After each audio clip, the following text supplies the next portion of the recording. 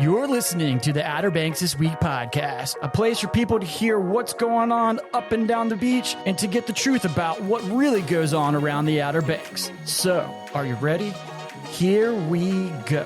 Thank you so very much to my guy, Wes. Love that guy. Outer Banks This Week podcast, episode number 68, all brought to you by Kelly's Automotive in Manio. Visit them online at kellysobxauto.com. Kelly, Dakota, one of them over there would love to wrap you in a vehicle. They would love to wrap you in a shed, surround you by those four walls of a shed. That sounded kind of creepy. All right, let's start over. They would love to sell you a shed. If you're looking in the market for one, they can do that for you. You want a car, they can put you in a car. Check out their inventory online again, kellysobxauto.com.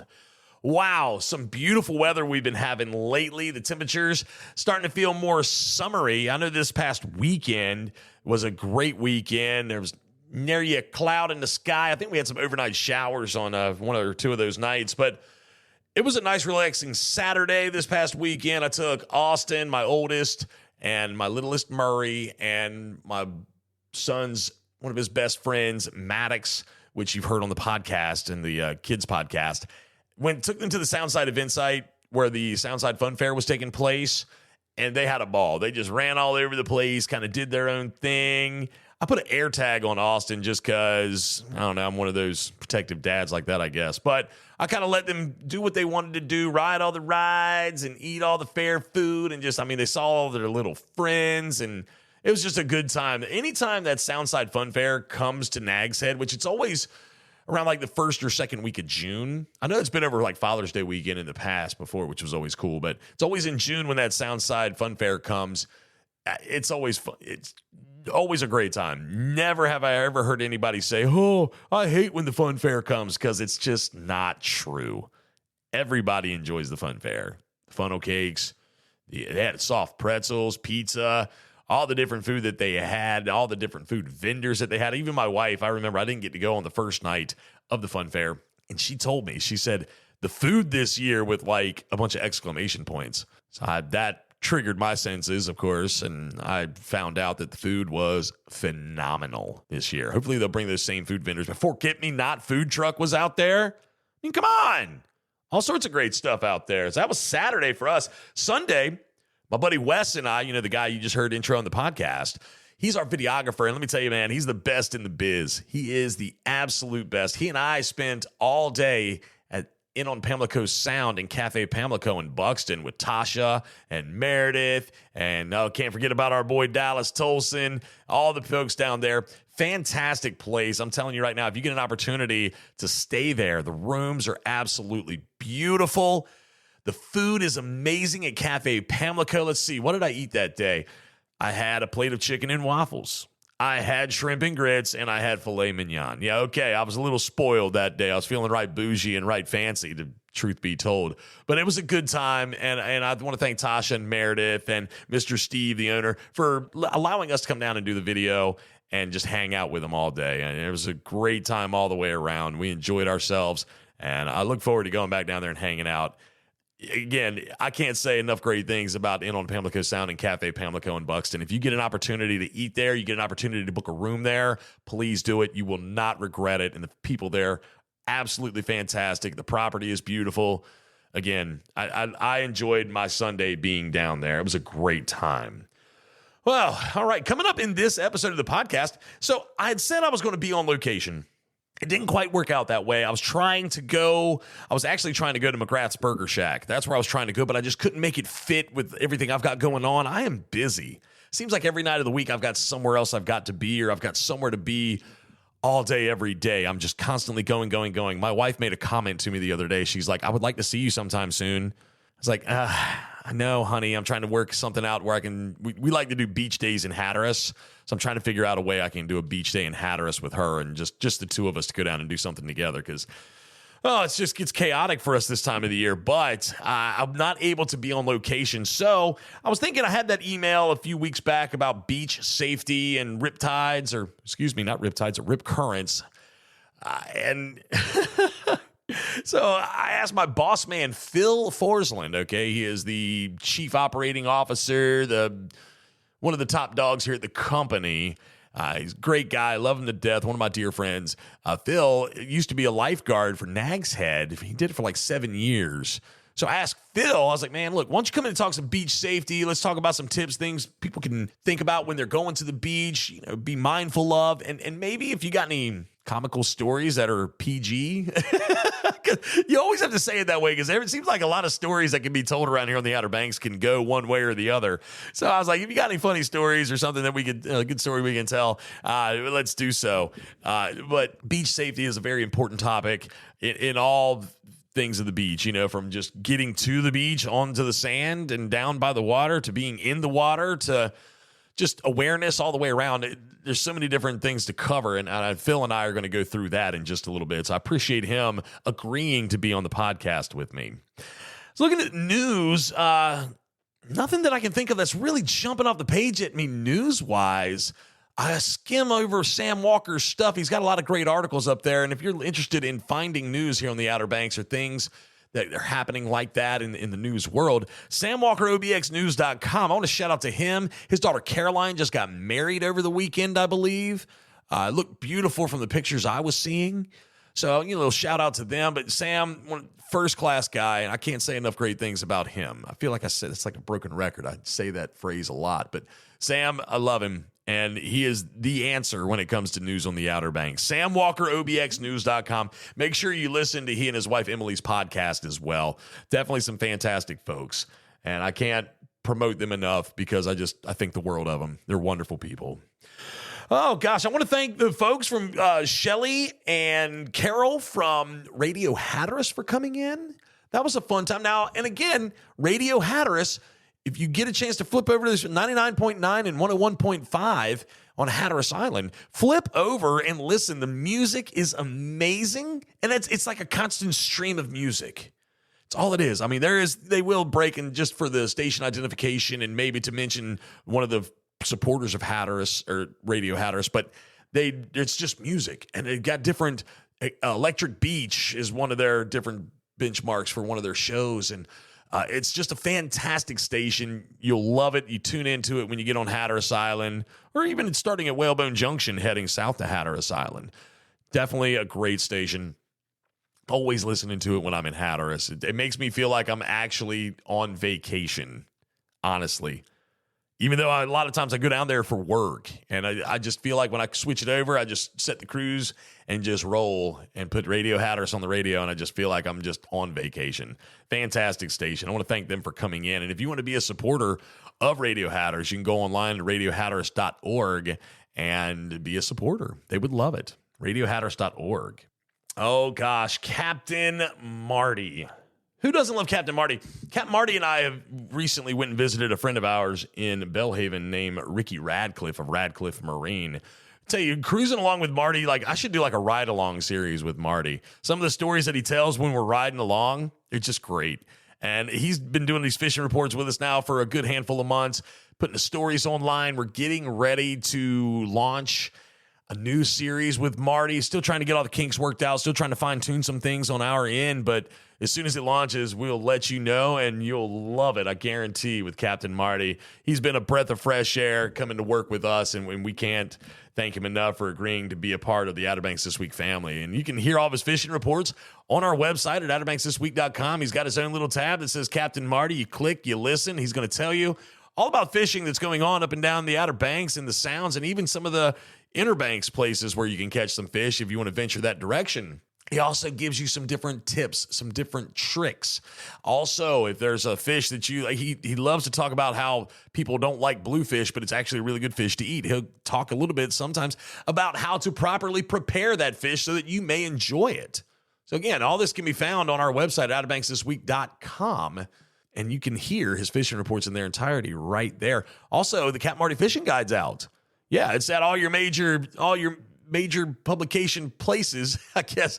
At the piers, at the tackle shops, the visitors center, anybody that sponsored Captain Marty, you can get them there. So many different places where you can get a Captain Marty fishing guide. So I want to encourage you to stop, pick one up. There's recipes in there from Chef Wes Stepp at Red Sky Cafe. Yeah, So many different things in there, different tips and tricks that you can read about, the tide charts, and all the different things that go along with the Cap Marty Fishing Guide. So grab one at your closest tackle shop.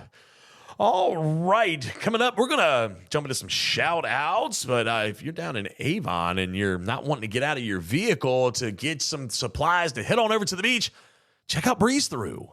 Scrambling around to different stores, in and out of the car multiple times to make sure you have everything you need for the beach, that can be such a hassle, but not with the Breeze Through in Avon. Breeze Through is your one stop for gas, beer, drinks, ice, sandwiches, snacks, coffee, sunscreen, and the best part, you don't even have to get out of your vehicle. That's right, just sit tight. Breeze Through will bring everything you need right to your car. Looking for a keg for a special event or gathering? Breeze Through is the only store on Hatteras Island who sells them. Breeze Through Avon, milepost 55, and online at breezethroughobx.com. Breeze Through in Avon.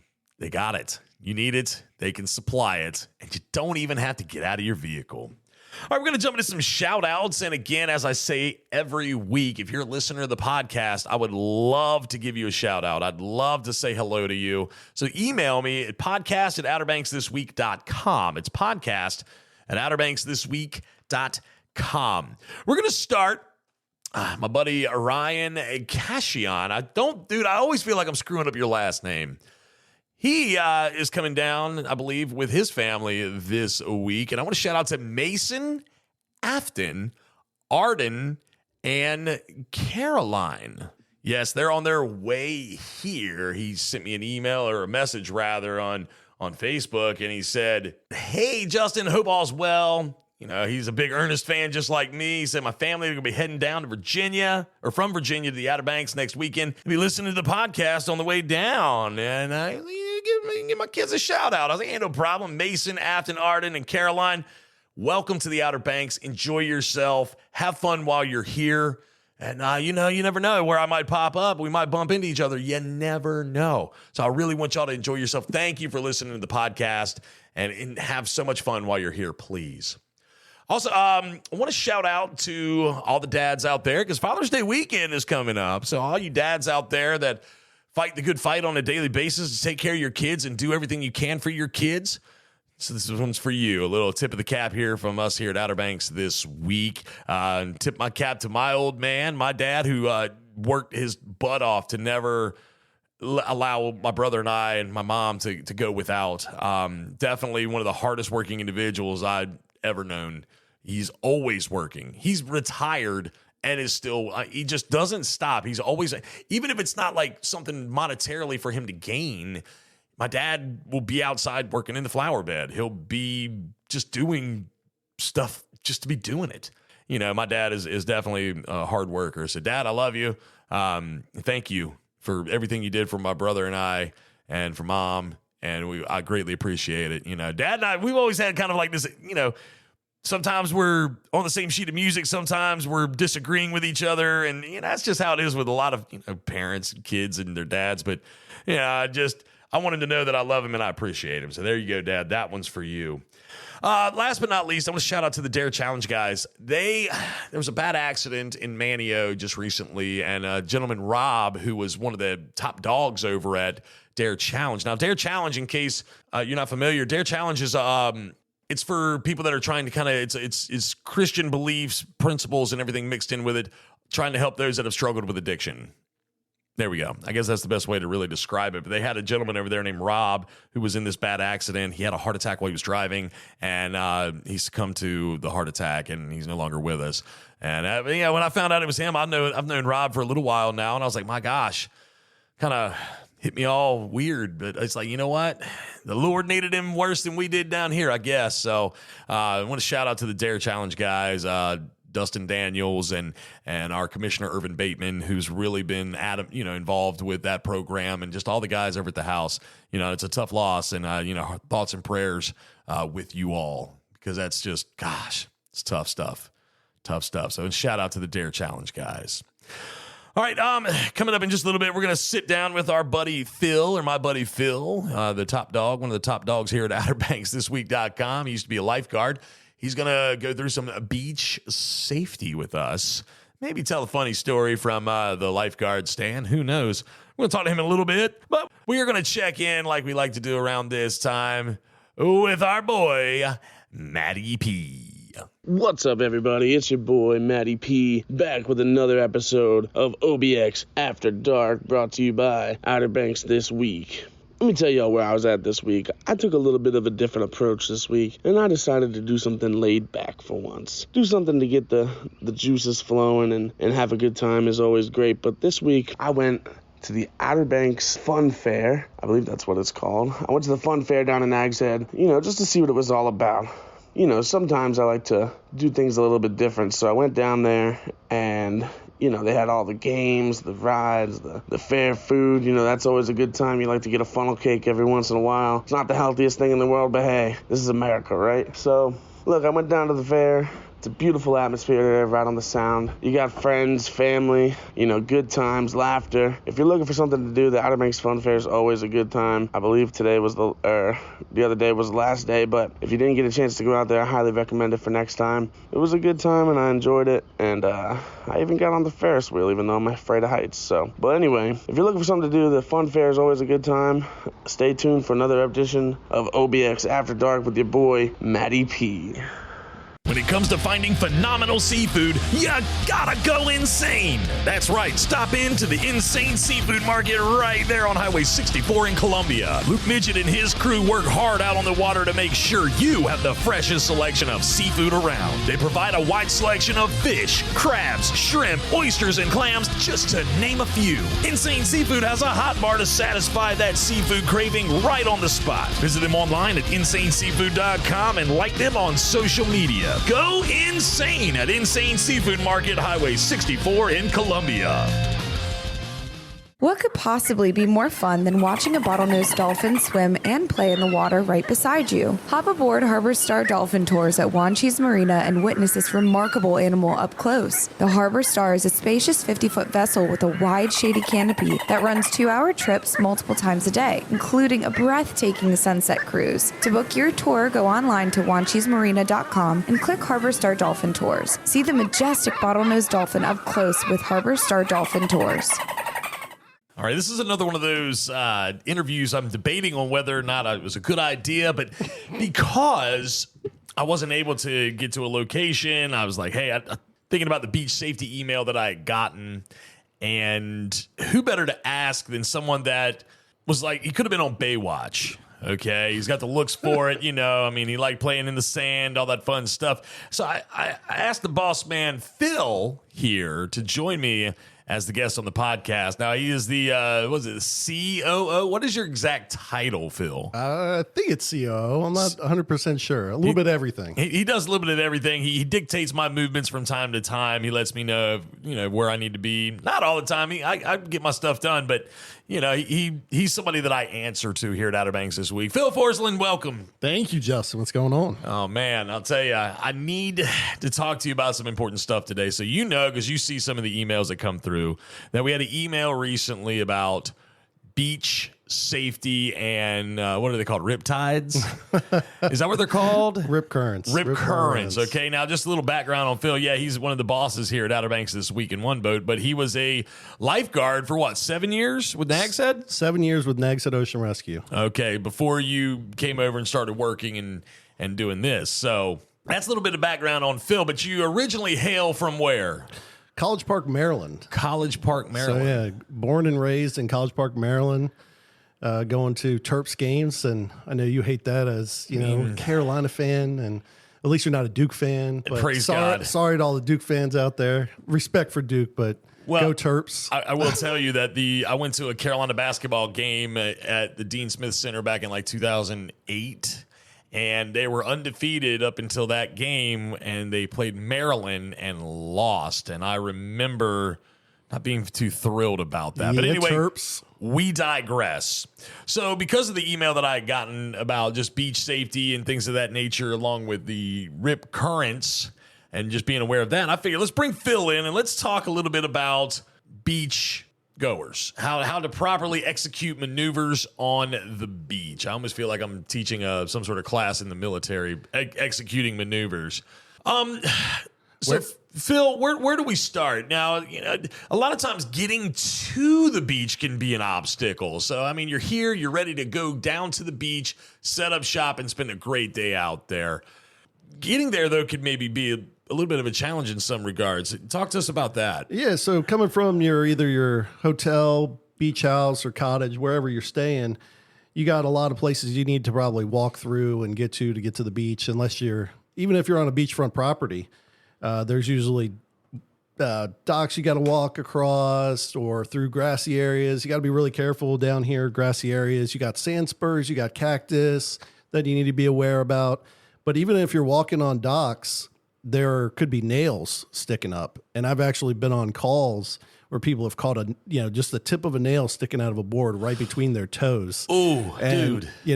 Taking people to the hospital because of that. And it's just like, keep some shoes on until you're onto the sand, be safe. But even when you get down onto the sand, you got to be thinking about the temperature outside. It can be 100 degrees. That sand is even hotter. Yeah. So you got to be really worried about burning feet.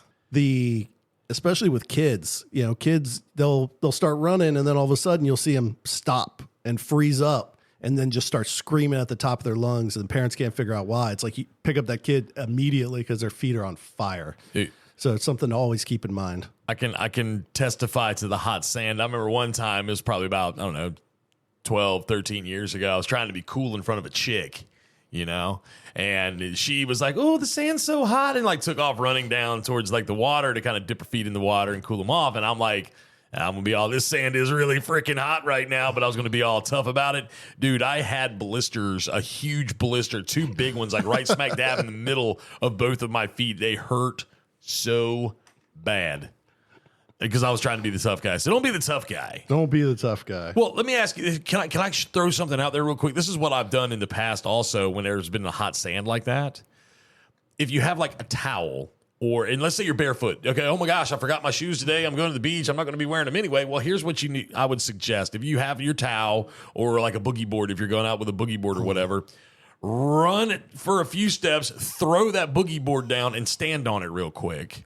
Kind of catch your breath, let your feet feel a little bit better, and then is that a night? Like that's what I've done in the past. I used to see people do that all the time. The other thing you can do is run to that quick spot and then take your feet and move them back and forth to get them down a good layer or two, so that all that hot sand isn't on the bottom. You'll start feeling it on the top of your feet, but then after that, you're pretty much good to do a little bit more running. Gotcha. So there's something to be aware of is the hot sand as well as some of the nails and some of the protruding objects that may be sticking up from the boards on the boardwalks that are going down to the beach. Now, sometimes, Phil, I've considered like just, we got these nice, pretty grassy dunes.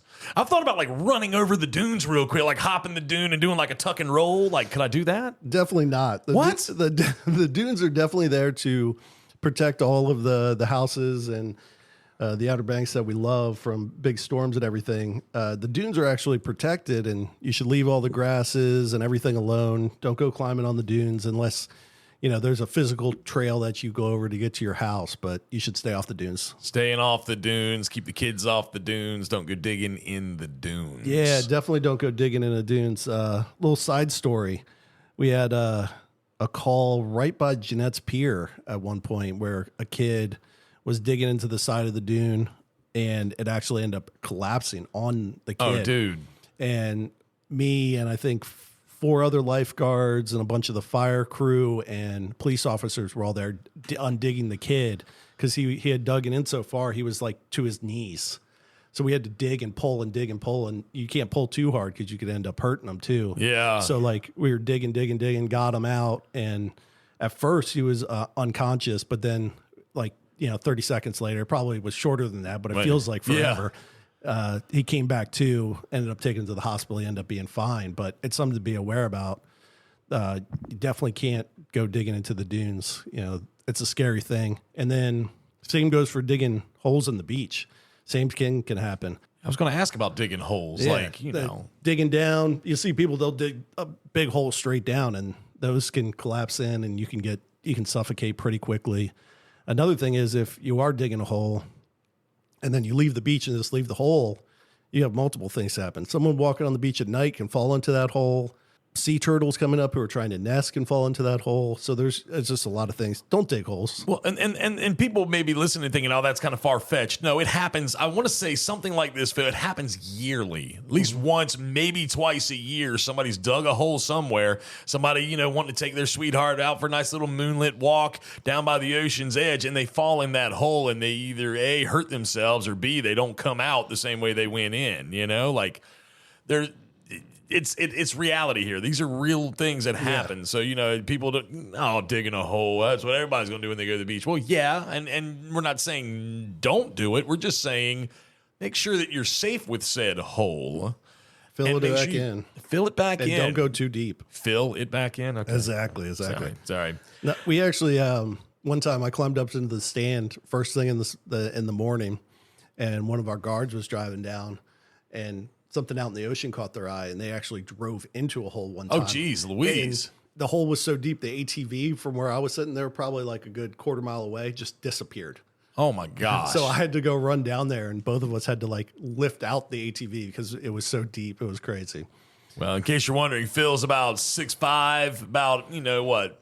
250. And he's got some cannons on him. So, picking up that ATV was no problem for him. One arm. What? One arm. Okay. Well, look at this. One arm guy. Okay. Now we're at the beach, Phil. We filled in our hole. We're digging our holes. We're having a good time. We've got our chairs out and everything like that. We want to get in the water. What are some things that we could maybe consider? And all right. Let me back up just a little bit. Would you suggest people being, kind of being aware where the lifeguards are when they're down on the beach? Always. Depending on what town or village you're in, you're going to have to see where all the lifeguards are. Everybody has different rotations and set distances between stands, like ATVs running the beach. Where I worked in Nags Head, everything, we had 20, 21 miles or so. Yeah, you got a lot of land. I think. Isn't that right? Something like that. Dude, it's a long way. You got a lot of strip. You got a big strip there. So our stands aren't line of sight, where in Kill Devil Hills, every single stand is line of sight. So when you're on the beach, you can see multiple stands down the beach. They can all see each other and communicate to each other. Where in Nags Head, stands could be 2 miles apart in some locations. I know over time they've added more, but ATVs are running between those locations. So you might not be by a lifeguard, but when you see them come by on an ATV, you can hail them down, talk to them, offer them some food or water or something. Yeah, it's always a nice gesture. Oh, we used to love it. But like an ice cold beer. Did they do that? No. No beers. Okay. No beers. So we're fishing. Now we're going to talk about fishing in just a second, but we're by the lifeguard. We found our lifeguards. We've identified them. Okay, we're down here. Now, going into the water can be an interesting piece of all of this, of course. I called it a riptide earlier, and you kind of laughed at me. Talk to me a little bit about these rip current undertows. Rip currents. Okay. So there are no rip tides in the ocean. Tides come and go. Okay. So they're always fluctuating, and there's no such thing as an undertow. Nothing's going to physically pull you under the water. So basically a rip current, all of the waves coming into the beach have to have all that energy's coming up, and it has to be able to go back out. Right. So basically the ocean ends up making a river. So you got two sides, waves coming in, they're going to meet in that middle section and then push back out. So what ends up happening when it pushes back out, all that flow of water is like a river. So if you get stuck in it and you're trying to swim against it, you're going to get tired, you're going to get exhausted. So you don't swim back towards the beach. You swim parallel, either north or south, to get out of that rip current. And then you should be able to stand. And if you can't, you just keep swimming, and then you can slowly work your way back to shore. But yeah, if you try to swim against a rip current, eventually you're going to tire out. Like the fastest rip currents are faster than Michael Phelps can swim. That's wild in some cases. So it's very strong. It'll wear you out. If you're by a lifeguard, or if you see one come by on ATV, you can ask them. They can show you paperwork. They can even draw one for you in the sand. That was always my favorite thing, is clear off the sand, and then just take your hand right down the middle and just kind of dig a hole. It's like, here's all the water coming out. It's got to go out. Right. And that is probably the number one thing you would deal with as a lifeguard in rescuing people would be, water-related issues would be rip currents. Now, one thing that I love and appreciate at some of these lifeguard stands, or actually I think it's at all of them, is on the backs of them, a lot of times when you're walking down towards the beach, of course, it's the back of the lifeguard stand, they have the conditions written. It's a sunny day, the UV index is this, the temperature is going to be around this temperature today, maybe even the water temperature if you've got that, and then you also indicate whether or not, hey, it's kind of there's a rip current out here today, be mindful of that, you encourage people to ask questions, though. Like, you Absolutely. want people to be in the know, especially out there. Yeah, you should ask all the questions you want. There's never a wrong question, but Is there, though? is there? I guess there can be. We're going to come back to that. We'll come back to that. But as far as rip currents go, be mindful of them. If someone gets stuck in a rip current and is yelling for help, call 911 right away so the lifeguards can get there. Right. One of the biggest issues we would always find is, like we're getting up there in our age, but like the age group a little bit older than us who, they got younger kids, but then the kid goes out and gets stuck in the rip current. And then the father who's been up on the beach drinking or hanging out, Right. It doesn't work out. It's got a desk job, goes swimming out trying to save the kid. And we end up having to really save the father. Right. Because the kid's probably on a boogie board or something, but then, that he's trying to get back in and can't get back in. We had more calls like that. We actually had some tragic calls of, we're getting there and the adult is physically holding up the kid above their head as they're going underwater. Right. Yeah. So- I've read of those and heard of those situations where it's like the parent has tried to go out and actually save the kid, and then either, unfortunately, they both perish, or one of the dad. I mean, yeah. So the best thing that anybody can do is, of course, our fatherly instinct. I mean, let's think about it, Phil. Like, I'm just going to be honest with you. If I saw one of my kids, I don't know how strong. I'd like to think I'm an okay swimmer. I'm not a strong swimmer. Yeah. But like, my first instinct's when we try to get in, like, I'm not absolutely. even gonna lie. But like, in reality, I should probably be making a phone call to Or somebody on the beach should be should be making a phone call. And then if you get out there, the thing to remember is to not struggle. Like, that's you're going to let it take you. Let it take you out. If anything, all it's going to do is take you out to the end of the rip current, and then you're just going to be really far out in the ocean and just Right. sit there and float. And someone will be there soon to come grab you. Very okay. Eventually, sometimes if the rip currents are really strong, it'll actually kick you out and kind of scoot you to the south or the north, depending on the wind direction, and you'll start coming back in the waves. Yeah. And See, it's good to think about. Good thought. Yeah, just float. Just lay on your Just back float. and float. All right. Well, Phil, I got your breath. a question for you. Okay. Now, we've covered some of the rip current things, which is great information. Thank you for sharing that with me or with us. I'm not there. I'm not going to the beach today to go swimming or to sit back and try to, work on my tan. I want to go put some lines in the water. Ooh. But dude, let me put it to you like this. All right. Yesterday, I was slaying them. I was slaying the drum, the puppy drum, the pompano, whatever, in this one spot. I come out here today, man, and there's this like family with like kids and stuff. They're right in front of my spot, and they're swimming in my spot. That's my spot, Phil. Like, I want to put my lines in the water. What would you say to that? We have had this happen. It actually happens a lot where, fishermen will just walk out and then start casting out. It's just like, be mindful of what's going on. If you see a bunch of people there, move down the beach 100 yards, 50 yards or whatever, and try a different spot.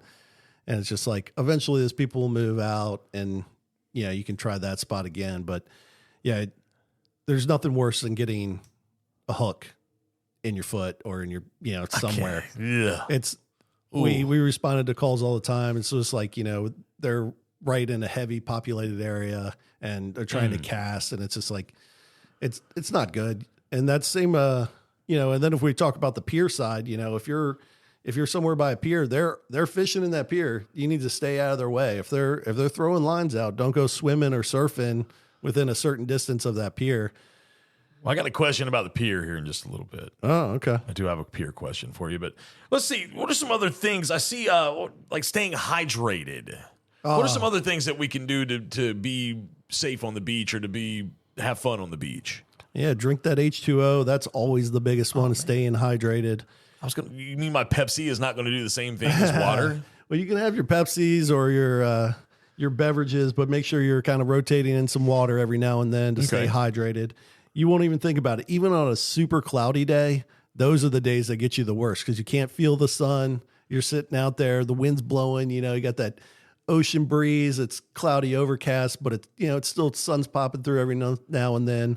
Those are the days you'll get sunburn, you'll get super dehydrated. So always keep in mind of drinking water and then using sunscreen. We haven't talked about that yet. Yeah. Sunscreen. We got to have the sunscreen. Always. SPF 5. SPF 5. Or whatever.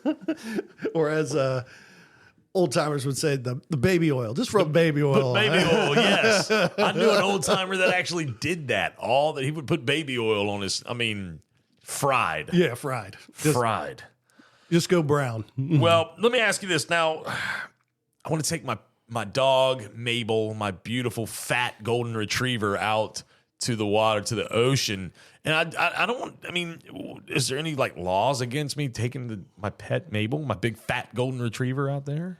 There's different laws in almost every single town and village. Okay. So you're probably going to want to look up wherever you're staying. I know when I was still guarding in the town of Nags Head, you could have pets on the beach at any time as long as the leash was, they had to stay on the leash and it had to be, I think, less than a certain length. Got it. Okay. I don't want to quote it. Consult with your town or village regarding Exactly. that. And then I know in Kill Devil Hills, it's only certain times of the day. And then other times of the day, they're not allowed at all. Right. Okay. So just, Google it, look it up, or talk to one of the lifeguards. There you go. They'll be able to tell you for sure. It's like the universal answer. Talk to your lifeguard. Talk to your lifeguards. Okay. Now, brah, I'm going to shift gears on you. All right. All right. Listen, I'm not here to swim. I'm not here to fish. I'm here to paddle out into those gnarly waves. All right. On your 6'2". On my 5'7". 5'7". Or my 5'6". Excuse me, my 5'6". That's Okay. what it is. It's double overhead barreling out there. All right, brah. All right. So, but the thing is so I've been surfing with Kelly Slater and people like that. Does he still surf? I don't know. Anyway, some of those gnarly surfer bros, up and down. I've been on the circuit and doing all the open events. And anyway, long story short, brah, I have a dream of shooting the pier. And when I say shooting the pier, I'm not talking about actually taking out a firearm and shooting the pier. I'm talking about with my 5'6", weaving in and out of the pylons of Jeanette's Pier. Could I do that? No. What? And so anyone who says that, I don't think they realize how close together those pilings actually are. When you get out there, it's just if you were trying to ride a wave through there, I don't think it's possible. Oh, okay. I don't think this is a surfing video game where you can just go through the pilings. Could I get in trouble if I tried it? I don't know. Probably. Well, so that's not. We're not going to find out. No, but there is a law. You're not supposed to surf. I believe it's within 100 yards of either side of the pier. So, there you go. We actually, it varies from pier to pier. Some people will stay further away from some of them. There was a great break at Nags Head Pier for the longest time on the north end. Okay. Where people would get really close and, fishermen are almost hitting people. And you got people yelling up and yelling down, between, the surfer and the fisherman. And then, the pier ends up calling up, the Ocean Rescue to basically tell them to move over. Back in my day, we had one cop, he would come out and if, he would wave people over. And if he didn't, he'd just he'd be he'd call them in. If they didn't, he would just sit there and wait. And then when they would come out, he would give them a ticket and then also confiscate their board as evidence. And then he would set the court date in January. Oh, wow. So not only did you lost your surfboard for the rest of the summer. Yes. You got to come back and go to court in January. Yeah, go to court in January. That sounds like a great time, Phil. Yep. Great time. Now, knowing the flags is an important one, I feel like. Knowing what each flag means. Now, different towns, they have different flag systems. Is that accurate? Is that an accurate statement? I think all of the northern beaches work on the same flag system. Okay. I'm not really sure. I know when I was lifeguarding, it was just a single flag system. Mm-hmm. It meant no swimming.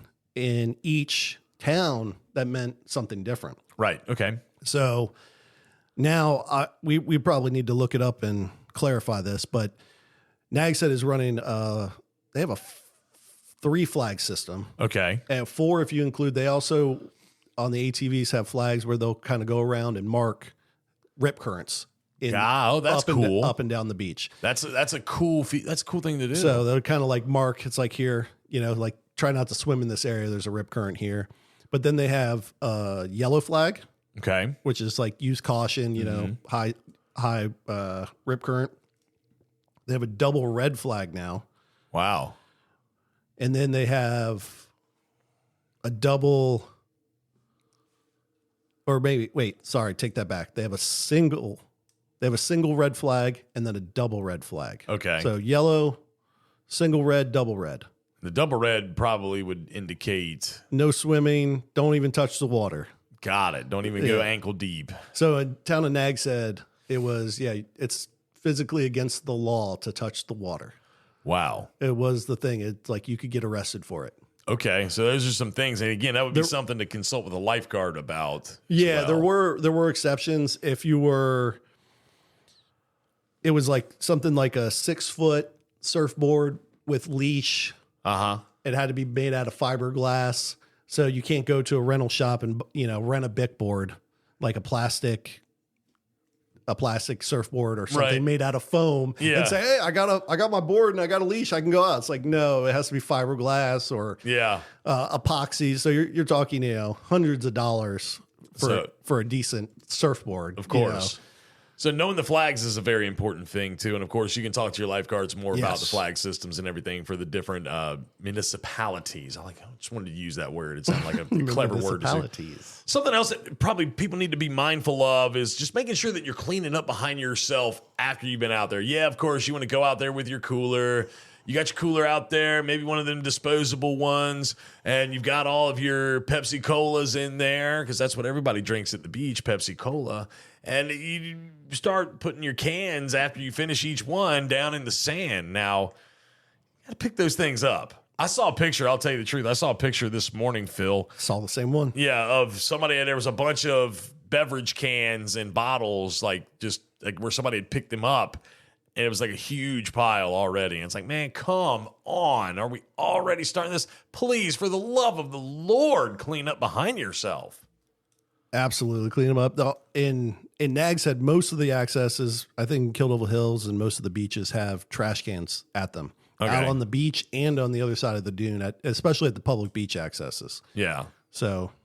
well, that one's a very important one. And one of the other ones that we have on the list here, and it kind of goes hand in hand with, there's 2 of them I'm going to mention at the same time.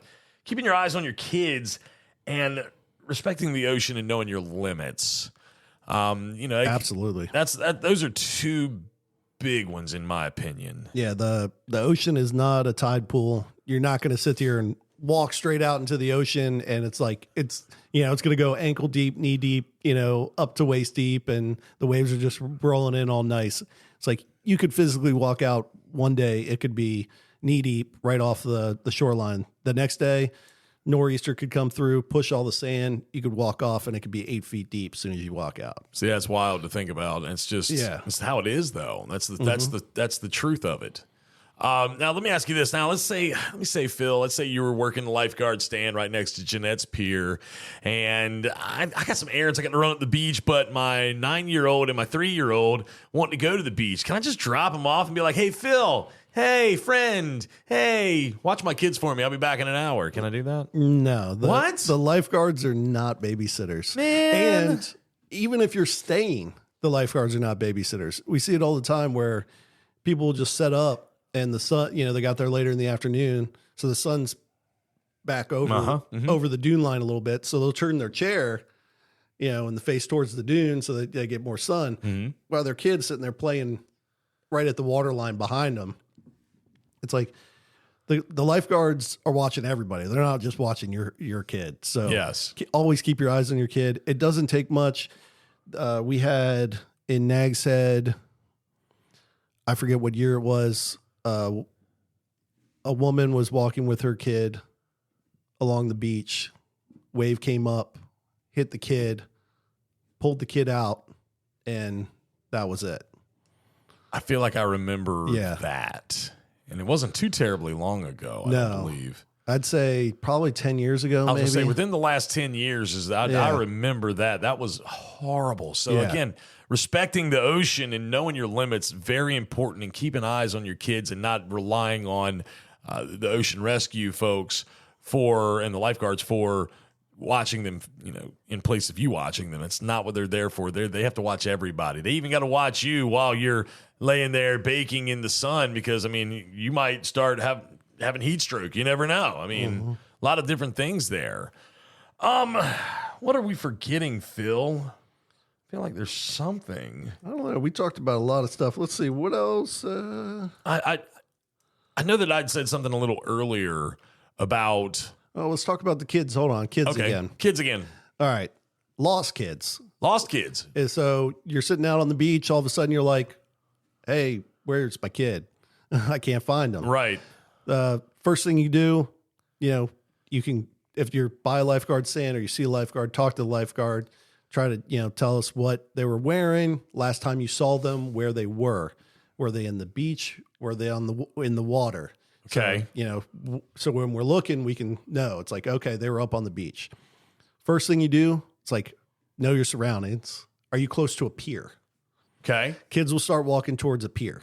Okay. And if you're not close to a pier, there's not a pier like relatively in sight, is start looking with the direction of the wind, which is, it's weird to say, but like if the wind's blowing out of the south, so it's blowing towards the north, start walking north looking for the kid first. They tend to walk with the wind. Don't know why. Gone with the wind. Yeah, gone with the wind. Got it. But that's what usually works. You start with objects, so the pier, and then start looking at direction of wind. Cool.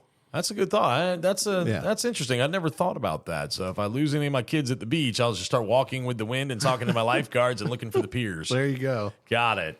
Now, a little earlier, I told people to ask, make sure you talk to your lifeguards. They will talk to you. No question is a dumb question. But do you know, has there ever, in your experience, Phil, oh God, is there any question that you may not necessarily are thinking it's a dumb question, but it kind of makes you raise your eyebrow a little bit, like, why are they asking me this? Or what kind of question is this? Have you had any like that?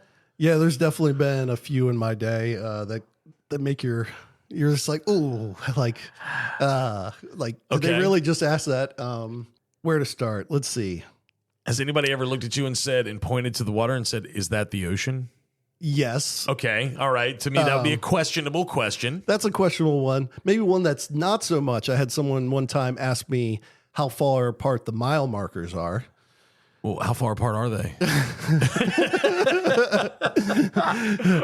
that one's back in the day. It's like you could just say a mile, and then I forget what year that was where they added the half mile markers. Yes, it was just like the big ones are a mile apart, the small ones are half mile apart. Yes, it's like I had someone ask that. What time is the dolphin show?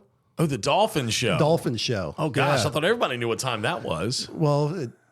They only come if you bring a bucket of fish. See? That's what we used to tell people. Okay. Now, speaking of feeding animals, I would like to maybe bring like just an extra bag of chips or something and throw them up in the air and try to feed the birds, like the seagulls. They're hungry too. Can I do that? Don't feed the birds unless you want to be pooped on. That was one of my... And if it was me in the stand, I would have pulled out my whistle, whistled at you, and told you to stop, because all they do is swarm all day long. Mary Poppins said, feed the birds, toppins, toppins. So, I'm just trying to do what Mary Poppins said, bruh. Don't feed the seagulls. Absolutely not. Okay. here I am trying to be a good friend to the environment and the animals, and you're telling me not to. Okay. Another one, not so, we haven't really talked about it, is music. Music. Yeah, I got to bring my Tupac out there. My Biggie. Man, I mean, everybody wants to hear some of that West Side Thug life on the beach, don't they? If you're going to bring music, play it at a reasonable level. Don't interrupt everybody else sitting out there. We've had so many people come out, and then they're bringing out like this huge boom box and blaring it, to 11. Oh, gosh. Well, that's this one the only goes way to I know how to 11. listen to music, so you're just going to have to deal with that. All right. And yeah, it's that thug life gangsta stuff. But this one goes to 11. No, it goes to 12. Mine goes way louder than 11. So we've pretty much covered the entire spectrum here, Phil. I feel like we've pretty much described to everyone how they should conduct business on the beach this summer, how they should get to the beach, how they should act while they're on the beach, being respectful of their neighbors, like the music thing, respecting the water, asking questions to the lifeguards and knowing the conditions of the water. There's another one. What's that? Dun, dun, dun, dun. Wait a minute. I've heard that. Yes, I've heard this. What are you talking about? You're talking about the crabs on the bottom of the ocean floor. Yeah, the crabs. You got to be worried about the crabs. Okay. Everybody always asks, is there sharks in the ocean? It's like, that's one of the questions we would get. It's like, it's the ocean. There's sharks in the ocean. That's where they live. Okay. Then when people would ask me anything about sharks, I would say, anytime you got in the water, there's a shark within 100 yards to you. It could be a tiny shark. It could be a really big shark. The thing is, sharks don't eat that much. They don't need a lot to survive. They're not looking to eat you. They're not looking to bite you. no. Of course, there are times when there's mistaken identity, but it's like I've been out in the water and had sharks swim past me or been surfing and, been bumped. And you're just like, oh, okay, I guess I'll go in now. But I think it's, that's the dinner bell. I'll head out. But it's like they're out there. It's all part of it. They're always there. And I think that science has proven that they don't particularly care for the taste of human. It's more of a curiosity. What is this? We're not fat enough. That, and you're more likely to get struck by lightning twice than you are. And we've actually had a lifeguard who got struck by lightning. Actually, 2 lifeguards who got struck by lightning. Wow. See, and that's the thing. So, like, the likelihood of you getting struck by lightning twice is better than you getting bitten by a shark. Yeah. And I'm not saying it doesn't happen, because it does. It has. It happens all over the country and all over the world. But just know that is their home. Like Mr. Phil here was saying, that is their home, and you're going in their home. So, just be mindful that they're there. And again, the likelihood is very, very, very, very, very, very low. Very low. Yes. I remember the one year they were saying it was the year of the shark. Dude, I remember that crap. It was like 13 people had been attacked on the Outer Banks. Well, the funny thing is, like 2 years before that, it was something like 22 had been attacked. And all of a sudden, because it got national news, it was the year of the shark. Yes. My gosh. Lord have mercy. So we dealt, that was probably the summer we dealt with it the most. Oh, Lord. That was a while ago. Well, they just spotted a great white off of Kitty Hawk with a tracker on it. Did they really? Yeah, that was in Facebook. Yeah, see, I did see something about the possibility of maybe a tiger shark in Kerala. That's probably true too. There's an actual app that you can go. I have the Shark Tracker app too. I'm gonna have to go look at it. Yeah, that's a cool app though. Shark Tracker is what it's called. Yeah. You can download the app and it tells you where their tagged great white sharks are. And there's one called Ocracoke. There's one named Ann Bonnie. There's one. I mean, those are like one of my favorites. I track them. So fun stuff, Phil. Yeah. So again, I think we've covered the spectrum now. We've got the sharks out of the way. Can't tell you enough to talk to your lifeguards, to interact with them, and to, maybe even like go up and introduce yourself. Be like, hey, how you doing? I know you're busy. Thank you for being here. My name's so-and-so. This is my family. We're going to be hanging out right here. This is your stand. How long are you here? Have a conversation with them. Talk to them. I know that they're busy and they may not be as interactive because they're trying to do a lot of different things, but at least they heard you and they saw you. Ask where they're from. You know, a lot of them are in from college, or there are a lot of locals who do it too, but a lot of kids in from college. And Nags Head, half of our staff was Canadian.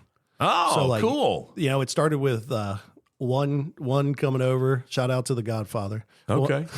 One coming over, and then he went back, brought more, and then all of a sudden you got 15 to 20 people coming from Canada down to the Outer Banks to lifeguard. They thankful, very thankful that they decided they wanted to do that with their summers, because, we need them. Lifeguards are necessary, especially around here.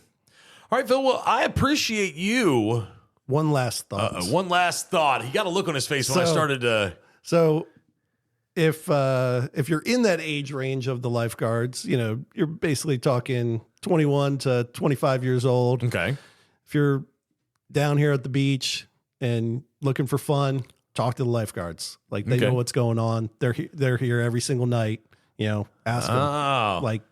There's, it used to be like, hey, this is so-and-so playing at the pit, but talk to your lifeguards. They'll give you, some good ideas of what's going on. Any fun party lifeguard stories you want to share? We'll save that. That's for another episode. Yeah, because that's getting, we're going to have to do Outer Banks This Week podcast after dark. After dark and uncut and uncensored, I guess. We'll work on that. We might have to do that. That's... We'll get to work on that, Phil. Hey, man, thank you for coming in and being a part of it. You kind of saved my butt this week because I was not certain 100%. I was trying to be one place, and then I couldn't get that done and whatnot. But I was like, you know what? We've got this question about beach safety and just being at the beach in general. Let's talk about it. Who better to talk about it than my guy Phil here, and one of my dear friends that is, my boss at the same time here at Outer Banks This Week. And I appreciate it. We got it all. You're looking at your list over there like we... I think we got everything. The only other thing. One last thing. One last thing. This is totally separate. Has nothing to do with the ocean side, but more the sound side. Okay. If someone is staying on a soundside house or goes and visits at one of the docks around the sound, just because you can't see the bottom does not mean the bottom is not there. Oh, yeah. I responded to a call one time. Lady jumped off the end of the dock, and it was 2 feet deep. Even though the dock was a good 50 yards or so long, it's like, nope, it was still like really shallow, broke both of her legs. Oh, my gosh. Jumping in. So don't go jumping into dark water if you don't know how deep it is. Just because the dock is super long doesn't mean it's deep. Okay, so no pier jumping. I've always wanted to jump off the end of one of the piers. Oh, I've done it. I've jumped off of Jeanette's Pier. Okay. I've jumped off Nags Head Pier. Okay, let's say this right. Don't do that. Don't do that. I'm willing to bet arrested. that there was some training that you were doing that involved you having to do that, because I know I've seen that training done before. So don't jump off the end of the piers. Don't do that. This was all part of training for the town. But thank you. I have jumped off at Nags Head. I have jumped off of Jeanette's. Jeanette's being a lot safer because you don't have to worry about pilings as much on Nags Head. But we still discourage that activity, Phil. Do not jump off the piers. Thank you. All right, Phil, thank you for coming in. Thank you for getting us up to speed with beach safety and all the different things that go along with lifeguarding and how people should conduct themselves around the beach, and just be an encouraging individual to talk to lifeguards and just interact with them so that they can get more information if necessary. Thank you so much, Phil. Thank you, Justin. Experience the stoke of Outer Banks Boarding Company in Nags Head. Service, teamwork, originality, knowledge, and excitement. Owner Lynn Shell and his staff at OBBC focus on an authentic customer experience. With 45 plus years in the industry, they will take the time to guide you through the process of making sure you have what you need. Bodyboarding to skimboarding, surfing to skateboarding, OBBC has a wide selection of all. Come see for yourself. Outer Banks Boarding Company at milepost 10 3/4 on the bypass in Nags Head, and at obbconline.com. Yes, going into Outer Banks Boarding Company and experience the stoke. I love that word, stoke. It's totally stoked. Sorry. Sorry, that's the surfer coming out of me. Kind of. We're going to jump into some events, and all these events that I'm going to mention right now can be found online at OuterBanksThisWeek.com. It's OuterBanksThisWeek.com. Click on the events tab, and it's right there. Everything I'm going to mention. The Music OBX Concert Spotlight, the Beach Boys with John Stamos, coming up this Saturday, June 15th. Now, doors are going to open at 5. The show is going to start at 6. And it's rain or shine. Now, there ain't many tickets left. And at this point, when this podcast drops, there may not be any tickets left at all. But they're $50 if there are there. Kids 8 and under are free. Next on the list is going to be Michael Franti. Did I say that wrong? Probably. And Spearhead with Nico Moon and Bombargo. It's the Togetherness Tour 2024. That's going to be going on June 30th, Sunday, June 30th. More details to come about that. So Michael Franti and Spearhead with Nico Moon and Bombargo. All right, the Lost Colony Outdoor Drama. It's begun its 86th season. So you need to get your tickets for the show online. You can get them now at thelostcolony.org. It's the longest outdoor drama in history. It's a beautiful thing. 86 seasons of it. You can get your tickets online at thelostcolony.org. There's trivia nights, live music, karaoke all over the beach from Corolla to Ocracoke and all places in between. You can find all the information about the karaoke, the trivia nights, and all the live music online at OuterBanksThisWeek.com under the events tab. Lost Colony Waterfront Beer Garden, Buffalo City Distillery, Stripers, New Vine, Shipwrecks, Sand Trap Tavern. Just a few places, Fish Heads, where you can find some great live music and entertainment.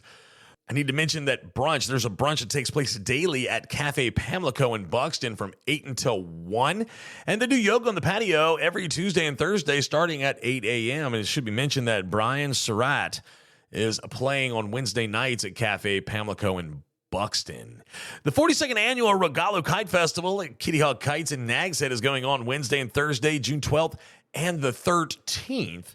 Oh, this is going to be something really fun. The Outer Banks Brewing Station is going to be doing Father's Day lunch on Sunday from noon until 3. Sam on the sax is going to be there too, and she is a fantastic sax player. So that's going on at the Outer Banks Brewing Station on Father's Day from noon until 3.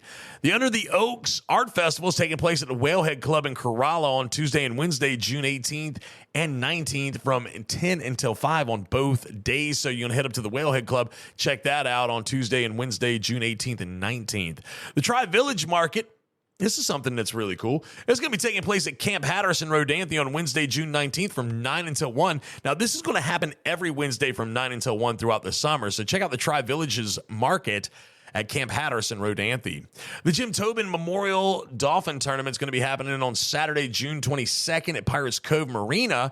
You can go online to fishpiratescove.com for more details on how you can participate. And a lot of times these tournaments, there's always little festivities and things going on around the docks surrounding the tournament. So I would think about maybe going out and checking it all out because it's always a fun time.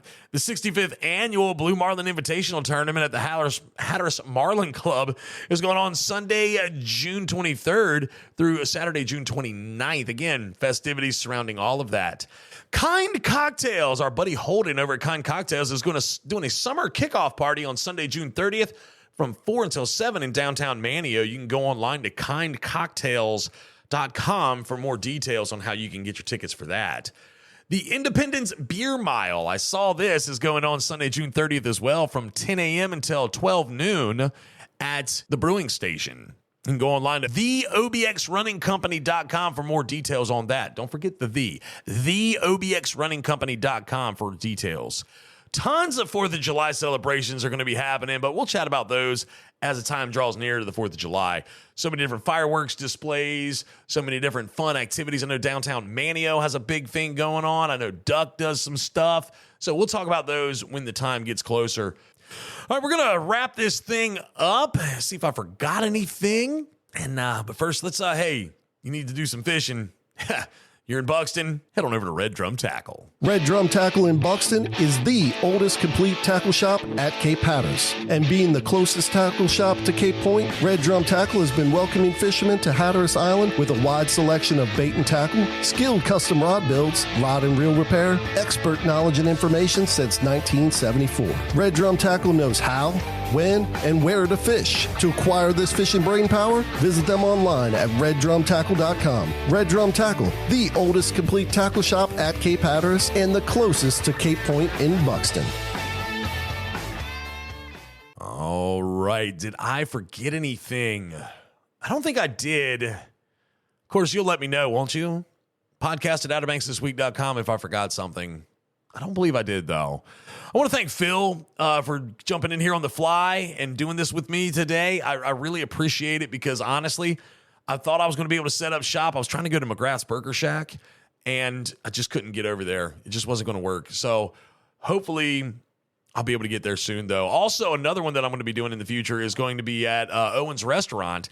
They have started a nightlife in the upstairs. I was talking to Mr. Rick about it recently, and he's like, I need you to come do a podcast. Like, ain't no problem. I'll get over there. So I got to try to schedule that. But that upstairs of Owens, I believe it's Friday, Saturday, and Sunday nights is like a jazz night they've got going on. So he's really wanting me to come and hang out with him. So I'm going to do my best to get over there in the near future at Owens Restaurant. So that's Fridays, Saturdays, and Sunday nights. There's something you can do. We'll throw an extra in there. So I do thank you again, Phil, for coming in.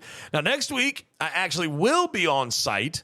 I'm going to be doing the podcast from the third floor of Striper's Bar and Grill in Manio. MJ will probably be joining me. Mr. Charles may pop in. I might grab some of the staff.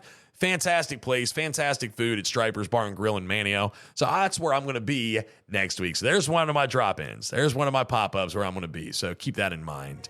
All right, that's going to do it for me on this episode, number 68 of the Outer Banks This Week podcast, all brought to you by Kelly's Automotive in Manio. Check them out online at kellysobxauto.com. Well, in the words of the late, great Freestyle Bob, later.